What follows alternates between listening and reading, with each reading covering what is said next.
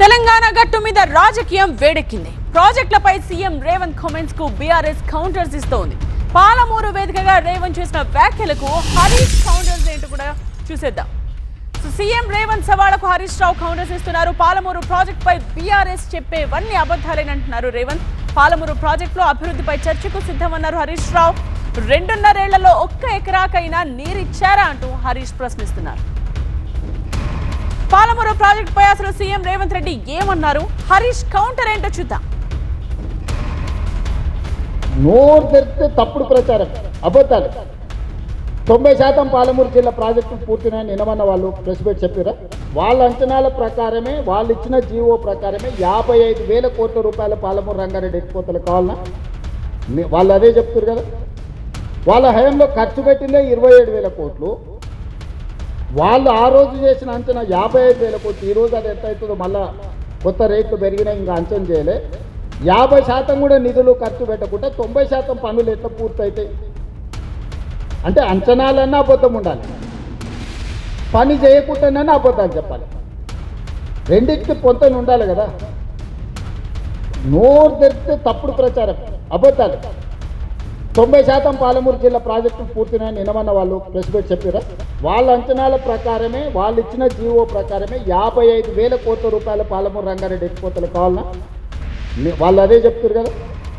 వాళ్ళ హయాంలో ఖర్చు పెట్టిందే 27,000 కోట్లు. వాళ్ళు ఆ రోజు చేసిన అంచనా 55,000 కోట్లు. ఈరోజు అది ఎంత అవుతుందో మళ్ళా కొత్త రేట్లు పెరిగినా ఇంకా అంచనా చేయలే.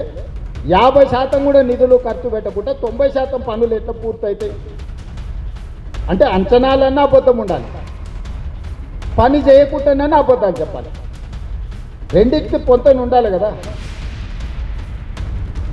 సీఎం రేవంత్ వ్యాఖ్యలకు హరీష్ ఇచ్చిన కౌంటర్ ఏంటో చూద్దాం. రేవంత్ రెడ్డి అని మతిలేని మాటలు. ఇప్పుడు 2.5 సంవత్సరాలు ముఖ్యమంత్రిగా పనిచేసిన తర్వాత పాలమూరుకు చేసిందేమీ లేక బీఆర్ఎస్ పార్టీ పాదయాత్ర చేస్తాము, నేను ఎండగడతాము అంటే అప్పుడు కుంభకర్ణుల్లాగా నిద్రలేచి బయలుదేరినాడు. అంటే ఆయన మాటల్లో నేను చూస్తే ఫ్రస్ట్రేషన్ కనబడతా ఉంది. ప్రభుత్వ డబ్బులతో పబ్లిక్ మీటింగ్ పెట్టి ఆ డయాస్ను పాడిందే పాట పాసుబండ్ల బాట అన్నట్టు గతంలో 3 ఏళ్ల కింద ఏం మాట్లాడిండో ఇవాళ కూడా గవే చిల్లర మాటలు తప్ప ఒక్కటైనా ప్రజలకు పనికొచ్చిన మాట రేవంత్ రెడ్డి మాట్లాడలేదు.